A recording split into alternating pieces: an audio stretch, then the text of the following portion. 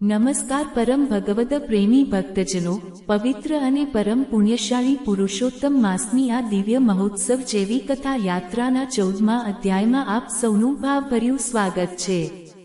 13મા અધ્યાયમાં આપણે ભોળા સાસુ અને કપટી વહુની અદ્ભુત વાર્તા સાંભળી અને જોયું કે કેવી રીતે પ્રભુ સાચા ભાવવાળા ભક્તના સડેલા લોટને પણ સોનું બનાવી દે છે અને કપટી માણસના અસલી સોનાને મુસીબતમાં બદલી નાખે છે।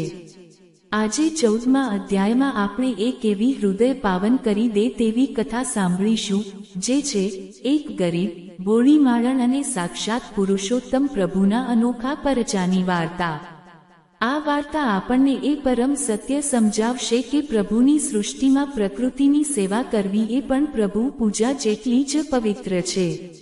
આ કથામાં આપણે જોઈશું કે જ્યારે એક ગરીબ ફૂલ વેચનારી માણસે આખા નગરમાંથી ફૂલો ખૂટી ગયા હોવા છતાં પ્રભુ પુરુષોત્તમ માટે એક દિવ્ય માળા કેવી રીતે તૈયાર કરી અને ભગવાને તેની ભક્તિથી પ્રસન્ન થઈને આખા નગરીની વચ્ચે કેવો મોટો ચમત્કાર કર્યો। વિડિયો હંમેશાની જેમ ખૂબ જ લાંબો અને અદ્ભુત છે, માટે ક્યાંય પણ સ્કીપ કર્યા વગર છેલ્લે સુધી પૂરો જોજો। કથા શરૂ કરતા પહેલા કમેન્ટ બોક્સમાં પૂરી શ્રદ્ધા અને ભક્તિ સાથે જય પુરુષોત્તમ પ્રભુ અચૂક લખી દો।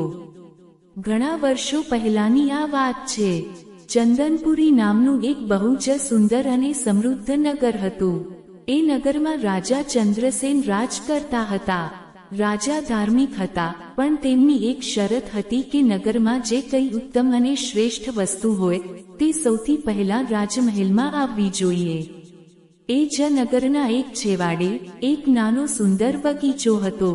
એ બગીચાની માલિક એક ઘરડી વિધવા માણસ હતી, જેનું નામ હતું જમુનાબા। જમુનાબાનો સ્વભાવ એકદમ શાંત, ભોળો અને પ્રભુ ભક્તિમાં લીન રહેનારો હતો।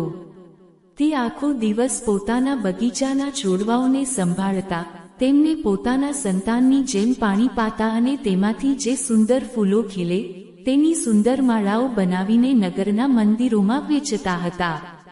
તેમાંથી જે 2-5 પૈસા મળતા તેમાંથી તે પોતાનું ગુજરાન ચલાવતા અને રાત દિવસ પ્રભુ પુરુષોત્તમનું સ્મરણ કરતા હતા।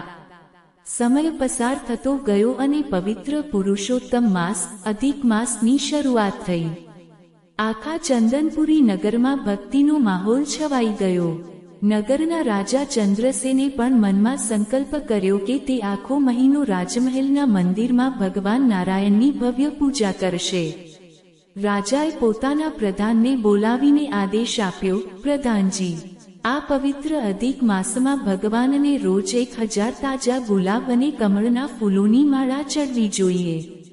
આખા નગરમાંથી જેટલા પણ માળીઓ છે તેમને કહી દો કે સવારના વહેલા ઉઠીને બધા જ ફૂલો રાજમહેલમાં જમા કરાવી દે।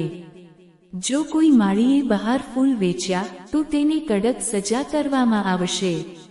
રાજાના આ કડક આદેશથી નગરના બધા જ માળીઓ ગભરાઈ ગયા અને પોતાના બગીચાના બધા જ ફૂલો રાજમહેલમાં મોકલવા લાગ્યા। બીજી તરફ પેલા ભોળા માણસ જમુનાબાએ પણ પુરુષોત્તમ માસનું વ્રત રાખ્યું હતું।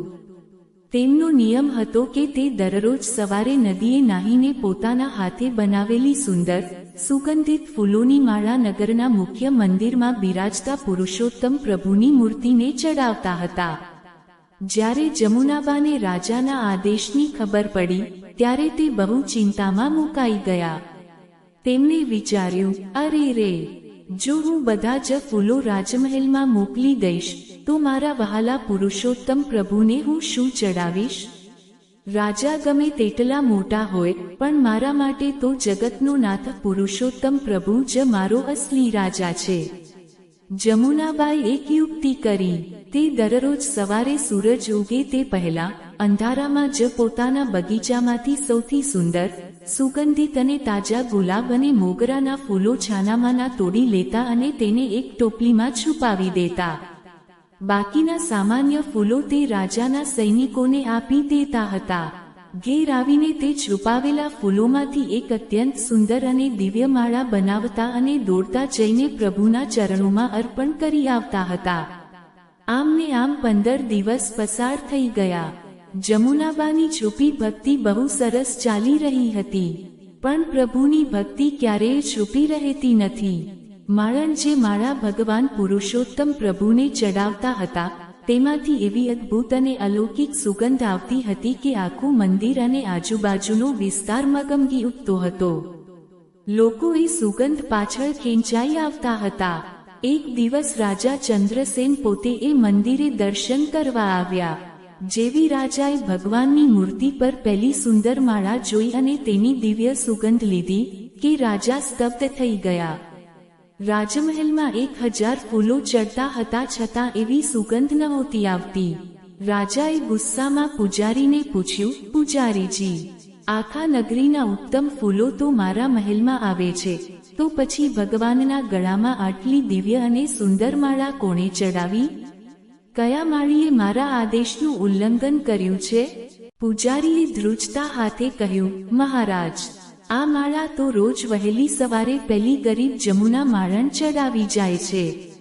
રાજાએ તરત જ પોતાના સૈનિકોને આદેશ આપ્યો કે જમુના માળણને હમણાં જ પકડીને સભામાં હાજર કરો.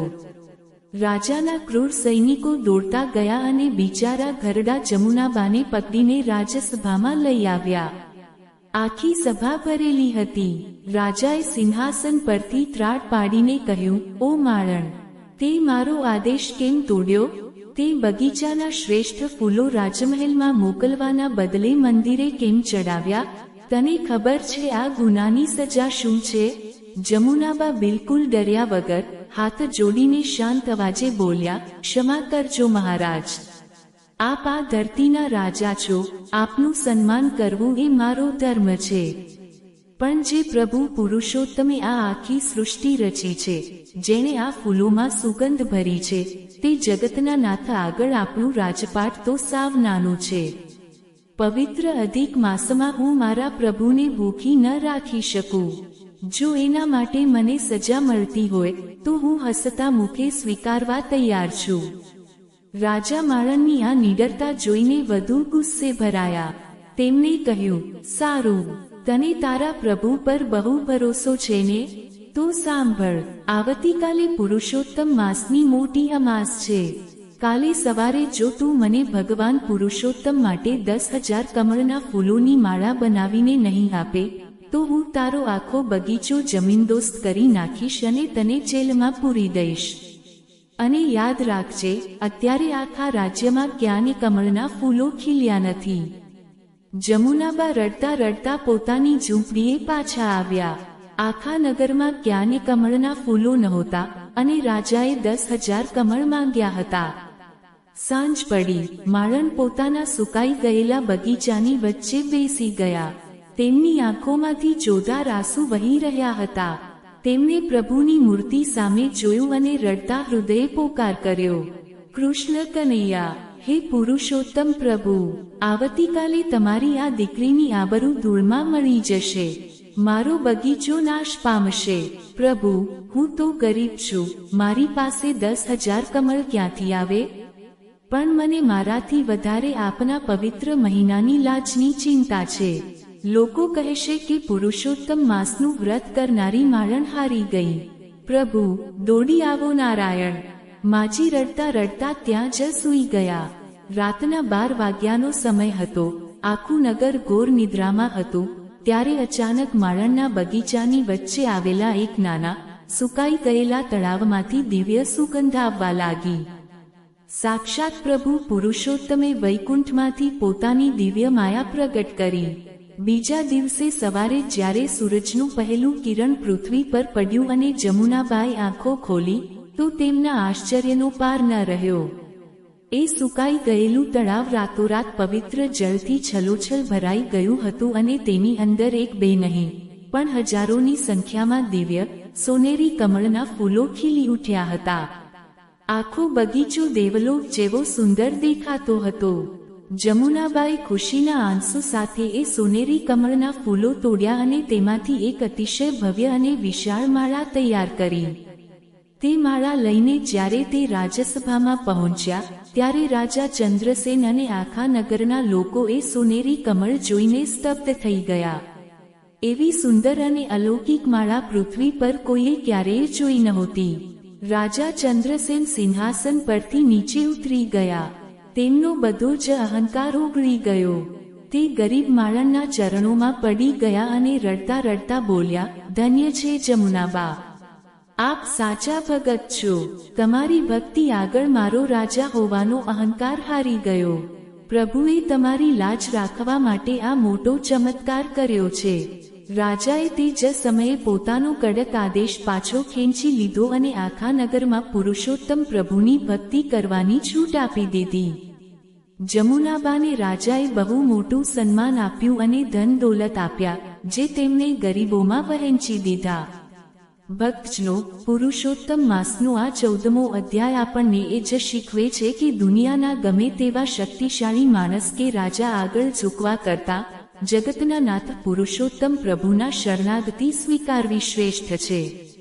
જો આપણી ભક્તિમાં સચ્ચાઈ હશે તો ભગવાન સુકાઈ ગયેલા તળાવમાં પણ સોનેરી કમળ ખીલવીને આપણી લાજ રાખશે. તો પરમ શ્રદ્ધાળુ મિત્રો, આ હતી પુરુષોત્તમ માસના 14મા અધ્યાયની પવિત્ર માળણ અને સોનેરી કમળની અદ્ભુત વાર્તા. જો આ ચમત્કારિક કથા તમને ગમી હોય તો વિડીયોને લાઈક જરૂર કરજો અને તમારા સગા સંબંધીઓ સાથે અચૂક શેર કરજો, જેથી આ પુણ્ય બધા સુધી પહોંચે. આના પછીના એટલે કે 15મા અધ્યાયમાં આપણે પુરુષોત્તમ માસની વધુ એક અદ્ભુત અને પૌરાણિક કથા સાંભળીશું. એ 15મો દિવસ ખૂબ જ ખાસ છે, માટે ચેનલને હમણાં જ સબસ્ક્રાઇબ કરી લો અને બેલ આઇકન દબાવી દો, જેથી આગલો વિડીયો તમને સૌથી પહેલા મળે.